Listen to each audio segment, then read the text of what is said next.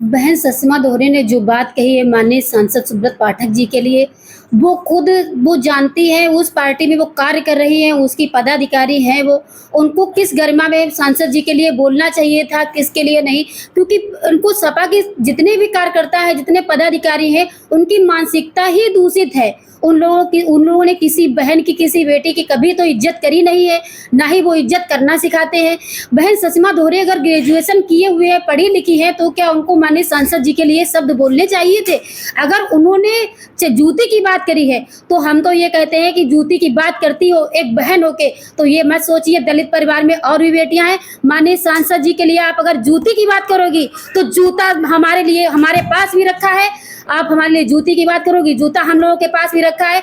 बोल दीजिए माननीय अखिलेश जी से कि जैसे हमारे समाज को लड़ाने का काम कर रहे हैं और बाबा साहब की किताब को लेकर, बाबा साहब की तस्वीर को लेकर गांव में गलत अफवाह फैलाई है। आ जाइए 2027 में, आइए 2027 में आपको गांव के ही लोग अपनी भाषा में जवाब देंगे। आपको उन्हीं गांव में खड़े होने की जगह नहीं मिलेगी। सुषमा बहन जी आपसे यही कहना चाहते हैं कि आप अपनी मर्यादा में रहिए। आप जिस टिकट के लिए परेशान घूम रही हो, आप जिस टिकट के लिए आज परेशान घूम रही हो, अखिलेश जी आपको कभी टिकट देने वाले नहीं है, ना आपको कभी टिकट मिलेगी, क्योंकि ये परिवारवादी राजनीति करते चले आए हैं।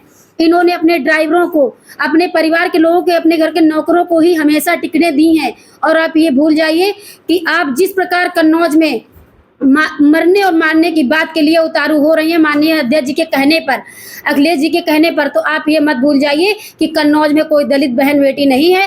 तो हमारे जैसी हजारों बहनें, हमारे जैसी हजारों बेटियां, आप आ जाइए, माननीय अखिलेश जी से आप बात कर लीजिए और आ जाइए मैदान में। आप जूती की बात करते हो तो एक एक दो दो हाथ हम लोगों के बीच में हो जाएं। सुषमा जी का कहना है कि जो पीडीए में डी है ना, वो पूरी तरह से दलित समाज के लिए है और समाजवादी पार्टी दलित समाज के साथ में खड़ी हुई है। कहीं ना कहीं जो है इस चीज को क्या आप महसूस करती है, भारतीय जनता पार्टी में दलित समाज है या समाजवादी पार्टी? अरे आप ये कह रहे हो कि सपा दलित समाज की हितैषी बनना चाहती है?